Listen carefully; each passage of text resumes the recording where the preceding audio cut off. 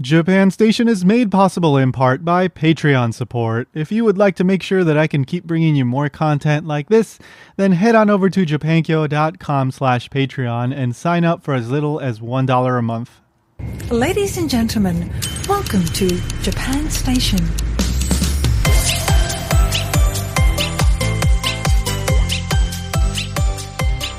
Welcome to Japan Station, a production of japankyo.com. This is the podcast where we teach you everything you should know about Japan, plus a few other things.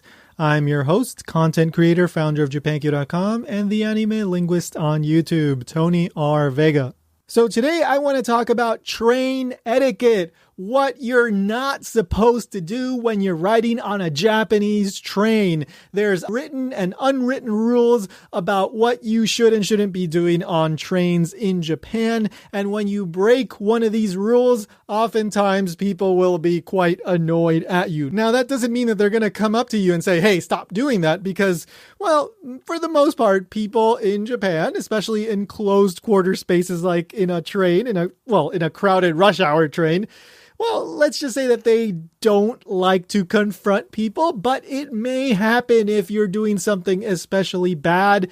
It's best to just avoid that. So you're going to want to be aware of what you're not supposed to do on these trains in Japan, especially, like I said, during the crowded rush hour periods. So this episode was inspired by an article I came across on Sora News 24 recently. So they published an article about, a survey that the Japanese media site BizHit's career blog conducted recently. So this was a survey of 500 people. And in this survey, they asked people if they were ever annoyed by something that they experienced on trains. The vast majority answered yes. And then the survey continued by asking them, so what things annoy you when you're on a train? And so we got a list of the top 8 things that annoy Japanese people when they're riding on trains, particularly when they're on a crowded train during rush hour, because that was the focus of the survey.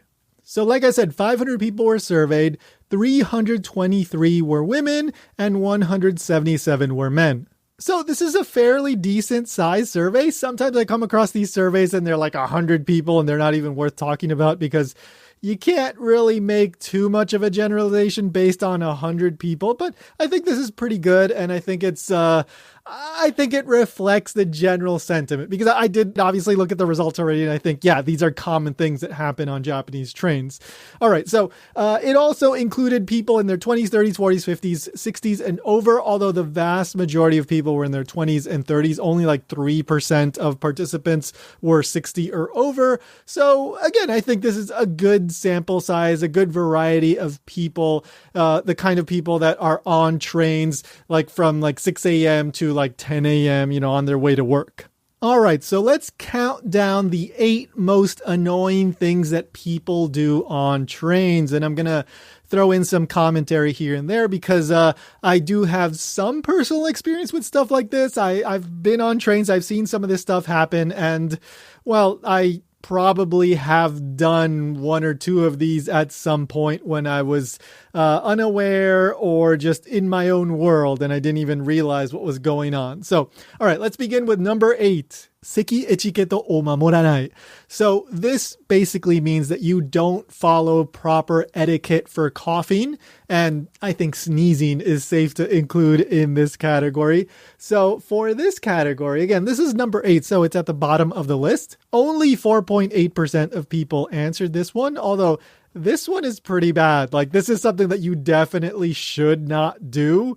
It's just really unhygienic, especially if it's a sneeze. Imagine being on a train and the person right next to you doesn't cover their mouth. They're not wearing a mask. They don't sneeze into their elbow or shoulder. They don't hold in the sneeze.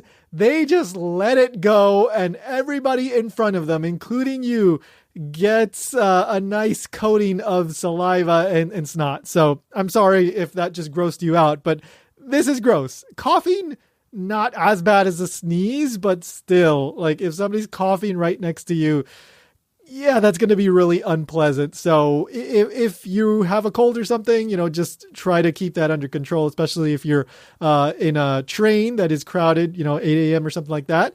Again, you can cough into your shoulder or something like that, or you can wear a mask, or go in the corner and like just face the door, right? Just be considerate of others. I know if you're listening to this, you're probably not the kind of person that would do that, but maybe there's one person out there that never thought of it. It's okay. Just now you know. So that is number 8. Let's get into number 7. With 8.2% of respondents, number 7 is 無理やり乗り込んでくる.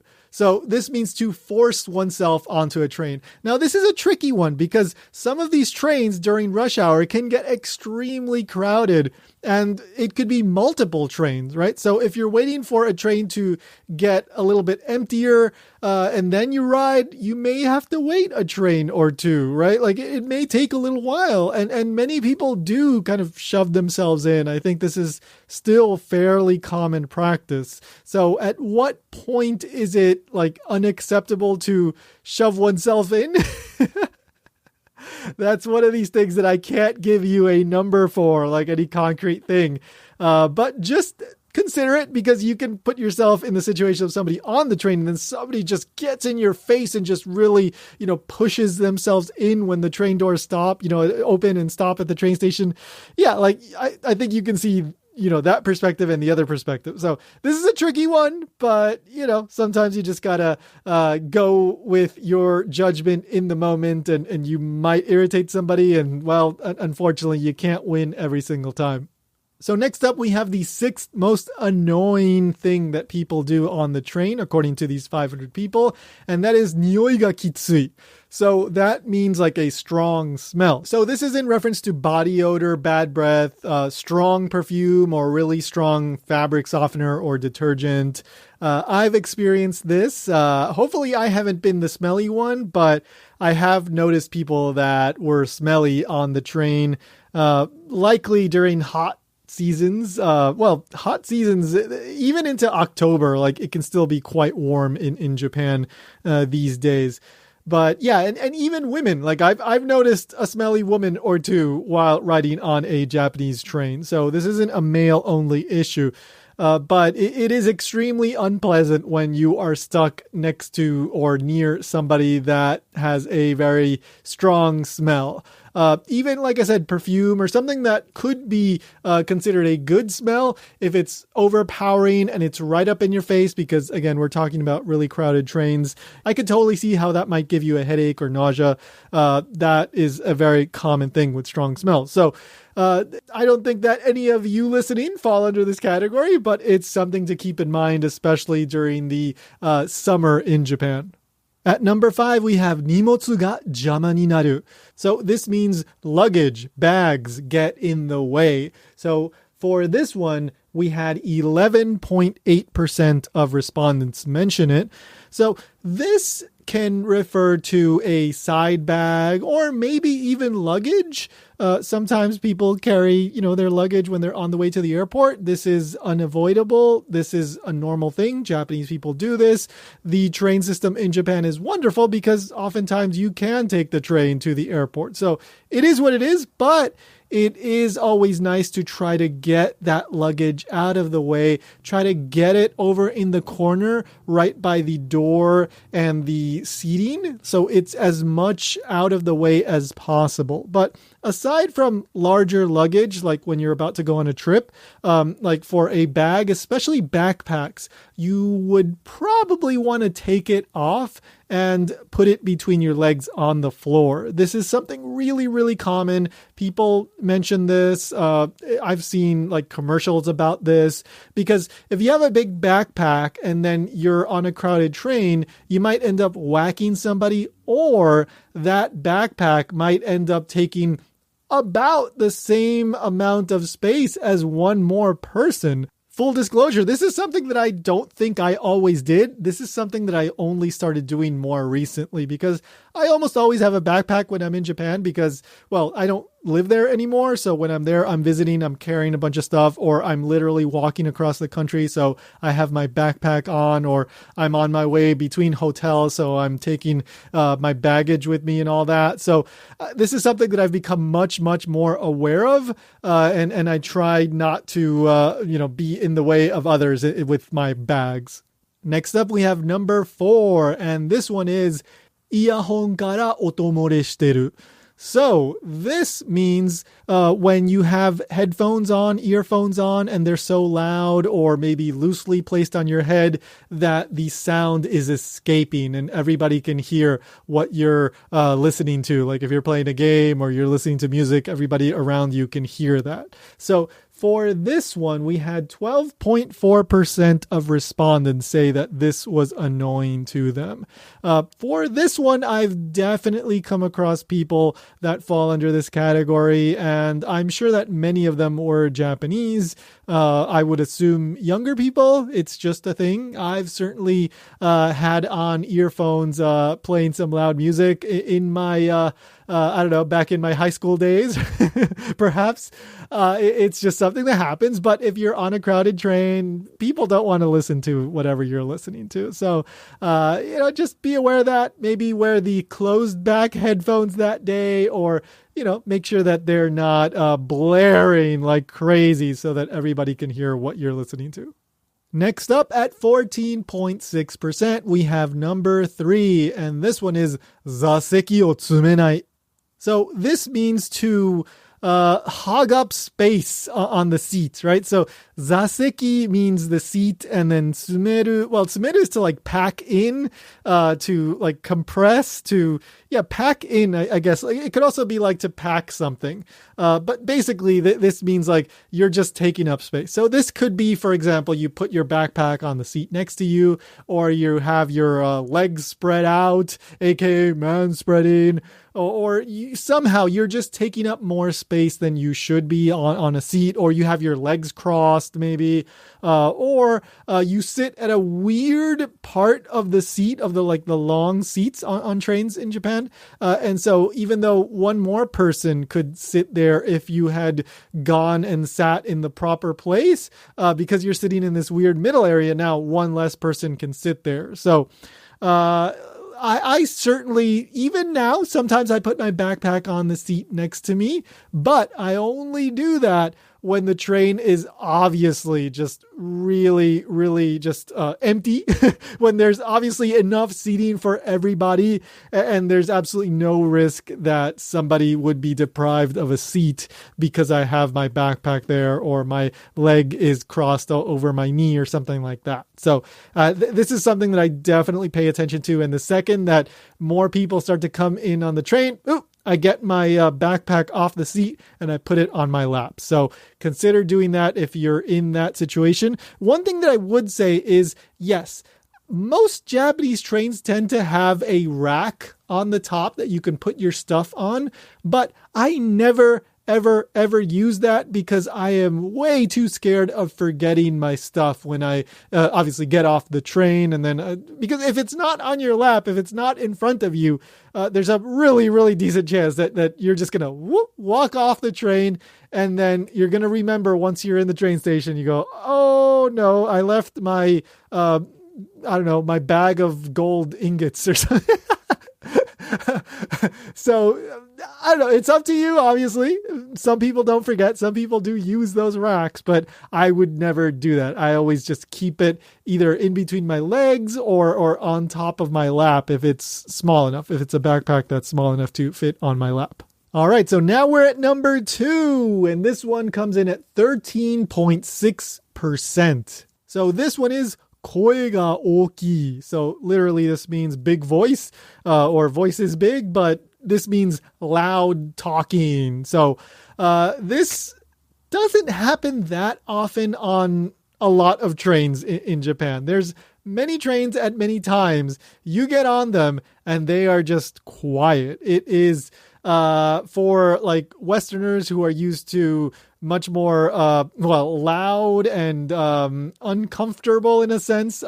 Western public transportation, when you get on a Japanese train that is reasonably crowded and it is really quiet, it can be kind of eerie because that's not something that might happen in a lot of countries outside of Japan. But there are times when people get loud on Japanese trains. And yes, some Japanese people do this too. But I also noticed some foreigners. I was with a group of foreigners. When was it? My last trip to Japan. So this was in the summer of 2024. I was in Tokyo with a group of non-Japanese people, Westerners. Most of them were visiting Japan for the first time.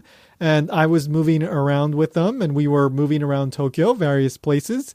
And it was an interesting experience because I normally either travel by myself or with Japanese people or with non-Japanese people who have been living there so long that they're completely used to the way things are done in Japan. It's rare for me to be with it's extremely rare for me to be with a group of non-Japanese people that are there visiting like for the first time, like with a group of people, right?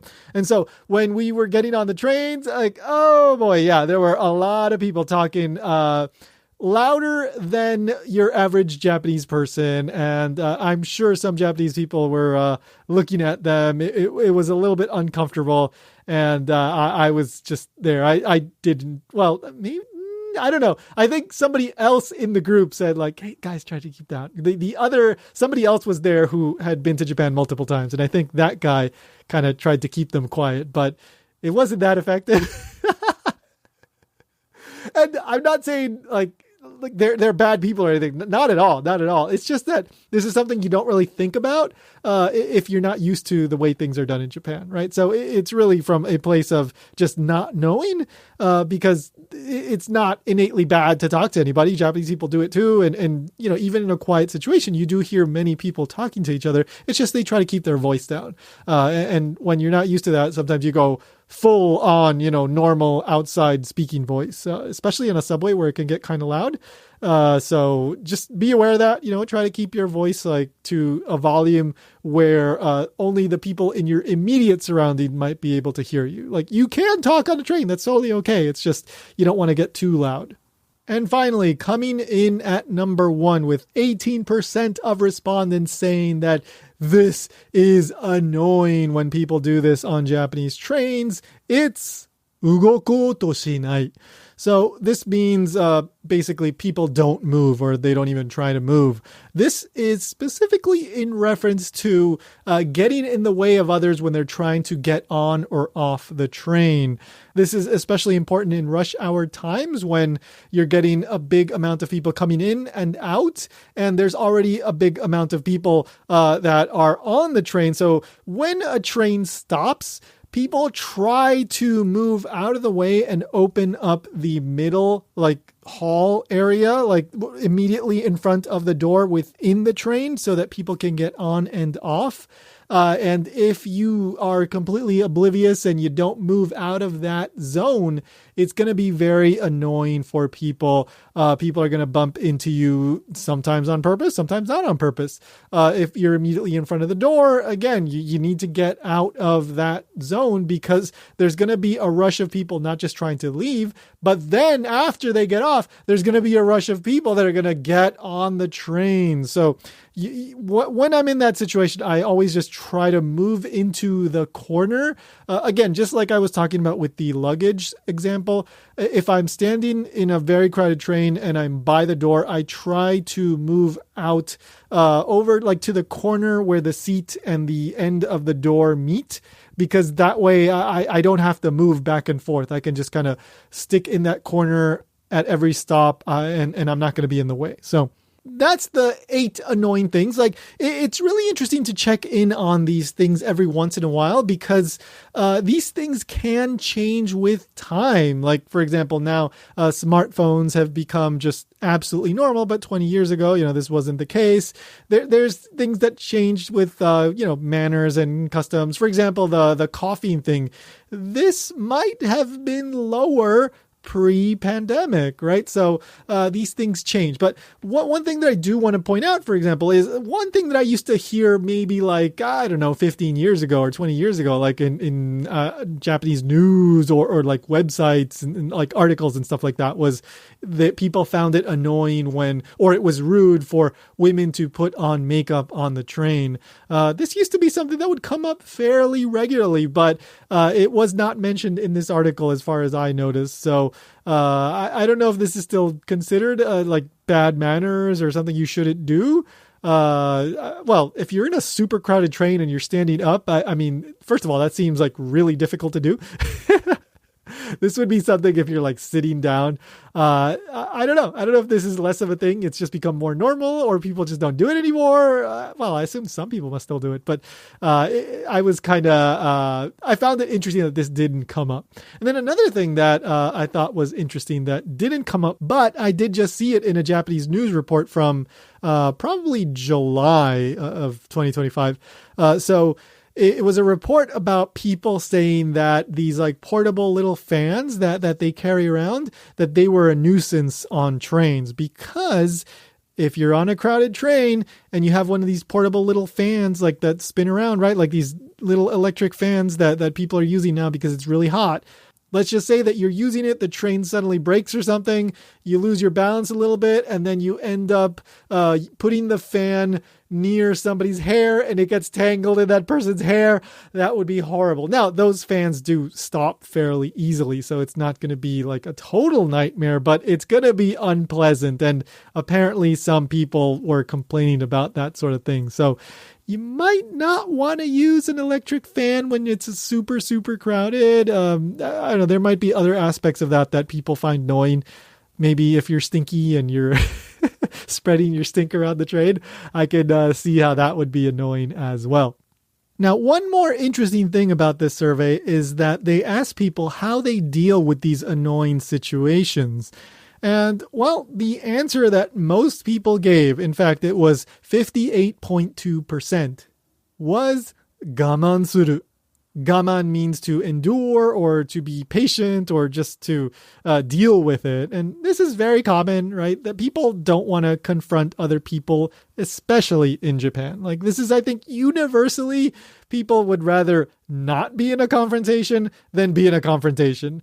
But in Japan, in a crowded train, I think generally speaking, people don't want to like get into a big argument and all that. So most people just deal with it. They know that they're going to get off the train soon enough. And so they're just going to shut up and mind their own business until they get off the train. And then they don't have to worry about it anymore. The next most common coping mechanism when people come across these annoying things that people do on Japanese trains was sonoba kara hanareru. So that means like leave the area. So this was 24.4% of respondents. So a pretty decent amount, actually. So this could mean just changing seats or moving to a different train carriage. I have seen this happen. I don't remember when it was, but I remember, I think it was people were being noisy on a train and then somebody just got up and it seemed like they moved to a different train carriage. Or maybe it was something, I don't remember exactly, but I do remember like somebody with me pointing out, oh, that guy just left because of something. So it happens. And if you notice that happen, you might want to consider like, oh, did I just do something? Sometimes we don't notice. It happens. Sometimes I don't notice, right? So you might want to be aware of that and just ask yourself, like, was I the cause of this person leaving? Or maybe it's something totally different. Maybe they just realize that it would be better for them to get off from a different train carriage because that's going to be closer to the stairway that they actually want to use when they get out of the train platform. Next up at 9%, we have shisen o kuru. So basically this means like to shoot them a glance, to kind of stare at them a little bit. So if somebody's staring at you, it may be because you have a big nose like myself. Or it may be because maybe you're doing something that's kind of like a little bit annoying. So you might want to be aware of that. Sometimes people in Japan, although less so these days, especially in the cities, sometimes people just stare at you for whatever reason. Maybe they like your, I don't know, the color of your hair or something. But I think that's far less common than it used to be. Now, if you're in a rural area, then maybe that's the reason, right? Because you stick out a bit more. But if you're on a train and you're on your phone and you're speaking kind of loudly and people are staring at you, then yeah, maybe you should consider maybe ending the call or speaking a little bit in a lower voice. At 7%, we have oshikaesu, which means to push back. So this is probably in reference to the people that don't get out of the way when the train doors open, or maybe even the people that have backpacks on and they don't take them off. So this is literally pushing back. I'm pretty sure I've seen this happen amongst Japanese people. Like, some people do this. Like, it's not that common to see. People tend to, like I said earlier, they just put up with it because it's not worth the confrontation. But I've seen some annoyed, older guys. And I think it was mainly guys. I've seen, some kind of slight pushing or like, oh my God, like that kind of thing. It happens. It's rare. And you don't want to deal with those people. Sometimes they can overreact too. So I'm not saying that they're in the right to do that. It's just, it happens. And finally, for these coping mechanisms, we have at 3.8%, iyahon o suru, put on earphones. So this is probably in reference to people talking very loudly. I'm not sure what else. Why would you put on earphones if somebody's not moving out of the way? That would be kind of weird. This is probably in reference to just people being loud. So I get that. Or like the person next to you has really loud earphones, so that you put on earphones and you pump up the volume, and now there's two people. So if you put on earphones, just don't pump up the volume. Okay, so just don't do that. But yeah, this is a fairly rare one, 3.8%, because again, it's a very specific coping kind of thing for, like I said, a very specific situation. So anyway, for the most part, people aren't going to confront you. Thankfully, I've never had anybody confront me. I had a really weird situation that I've talked about probably in some episode of this show, but I'll briefly cover it here. So this was an instance of the person that approached me being annoying. Okay, so this is back when I was walking from Kyoto. No, this was when I was doing the Tokaido. So from Kyoto to Tokyo, I was in Kanagawa Prefecture. I was at the end of one of my walks for the day. I was on the train heading back to my hotel, and I was on my phone. And as you may know, I'm legally blind. So I use magnification on my phone. I tap the screen 3 times. It blows up, just really, not literally blowing up, like the screen magnification just gets really big. And then I can do stuff on my phone. I can see the text. Otherwise, I can't. So I'm operating my phone with basically my phone right up on my nose, and reading something probably on X. I was maybe posting something, and I was doing that until I got to my train station, and then I got off. And then somebody was watching me. Now, again, I'm legally blind, so maybe they were shooting me some of those dirty looks, but I can't see them, so they're totally pointless. And I have my white cane on me, right? Because I use it when I'm walking around outside for my safety and for the safety of others, so that they know that I'm legally blind. And if a bicycle is coming my way, I can't move out of the way because, I can at the very last moment, but they're going to see me way before I see them. So anyway, I had my white cane. I get off the train. This guy gets off and he starts to confront me with really, really bad English. At first, I don't know exactly what he's saying. But then I figured out, basically, I'm going to make this story a lot shorter than it is. But basically, he's saying, oh, you can see, you are faking being blind. You shouldn't be using that white cane. The white cane is only for blind people. I tried to explain to him in Japanese because his English was not good. And so I knew that even if I tried to speak to him in English, he wouldn't understand what I was trying to tell him. I was trying to tell him in Japanese that just because you have the white cane, it doesn't mean you're totally blind. It just means that you're visually impaired. Some people are totally blind. Some people are legally blind. Some people are partially blind. Whatever the terminology you want to use, it's a spectrum. And I am somewhere on there. I can see some. I can't see everything. And that's why I use the white cane. But he didn't want to hear it. He got really upset and just walked off. Full disclosure here, I was very angry, but I kept it under control. I really felt like I wanted to just punch that guy, but I didn't, and I never would have, but I was angry, and I don't get angry that easily. I'm a pretty laid back guy, but that really irritated me. But anyway, that was one really annoying guy. Well, I wasn't doing anything wrong. I wasn't making noise. I wasn't taking up more space than I had to. I was in my little corner of the train. The train was rather empty because it was probably like 4 o'clock or something. It was a little bit early in the afternoon. Like normally I would finish later, but that day I finished a little bit earlier.